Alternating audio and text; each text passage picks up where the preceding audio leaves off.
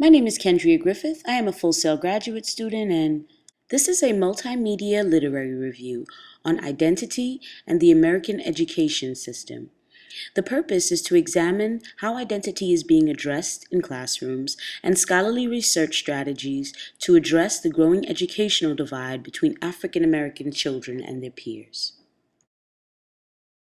Throughout this presentation, there are several audio clips from Computer Science Teacher Association's Computer Science and Information Technology Symposium as presented by Kimberly Scott. Case in point, my child came home one day and said, and she always does this right before she's going to bed, of course, and she says to me that the little girls at school won't play with her. And I said, why not? She said, because one little girl, white girl, told her it's because she has brown skin. And I said, oh, what do you mean? And she said, well, she said, I'm not going to, brown skinned people should only play with brown skinned people. And white skinned people or light skinned people should only play with light skinned people. And I said, oh. And I said, well, what did you say about that? And she said, well, I told her that's not true. And I said, did you tell the teacher? Trying to be calm. And she said, no. And I said, why not? She said, because all the teacher would say is that's her choice. My child is 4. And this happened 2 months ago. So the story goes on. I went into the teacher. I said, this is what happened. I said, you know, I see 2 issues. One is that there's a peer culture being constructed that the girls think play equates to excluding someone based on skin color. That's one point. I said, I see the second point is my child at 4 years old believes she can't go to the teacher as an advocate for her. I said, the implications of this are far-reaching because we know by age 4 that kids start to make meaning of race. By age 3, they've made meaning already of gender. Her response was, well, what do you think we should do? I said, well, we need to have a community meeting. That's what we need to do. The teacher said, well, Kim, do you want to begin? I said, okay. So I said, this is the issue. I see this as a community problem. What are we going to do about this? The first reaction, and I'll end the story with 2 reactions. The first reaction was, well, I used to call kids fat when I was in school and they seemed to be fine. Okay.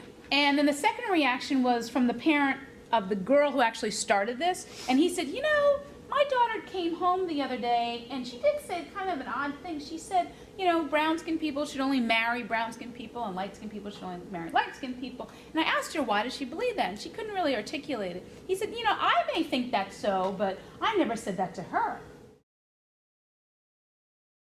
We are starting an analysis of the top schools in the nation that have a technology focus. So we looked at the U.S. News and World Report, the top 100 high schools in the United States.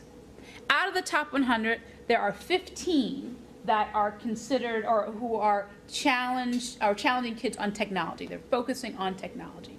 Out of the 15, we then looked at what are their website images and how many of those images are diverse. And so what do we see? There's an inequitable image representation. We love the top one. Chris he coded this one, the bald eagle death stare. That came up over and over and over again in this one particular website, the bald eagle death scare. And that particular website, and we took the names of the schools off, there wasn't one picture of students.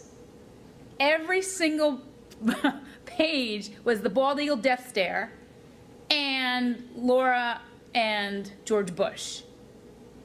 Oh, okay, and this young African-American male. That's it. And then, if we look at the bottom one, which is from World War II, however, it appears on a website that we just downloaded 5 days ago, that same picture, it repeats over and over and over and over again on every page of the website.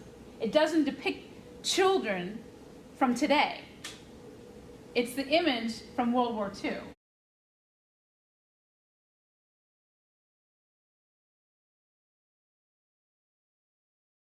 We tend to support projects that don't necessarily think of the complexity of the issues.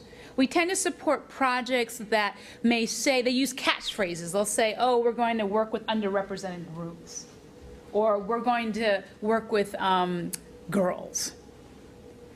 And we put a lot of money into these projects without asking some vital questions. How are you going to engage the underrepresented groups in the process?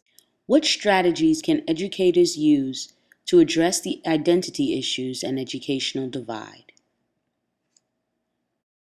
Illustrates that kids of color, these are kids who are going to college, and they were asked, what do you think would be a good major? Is computer science a good major? And overwhelmingly, students of color said yes. But as we saw earlier, that yes turns into not for me much later on.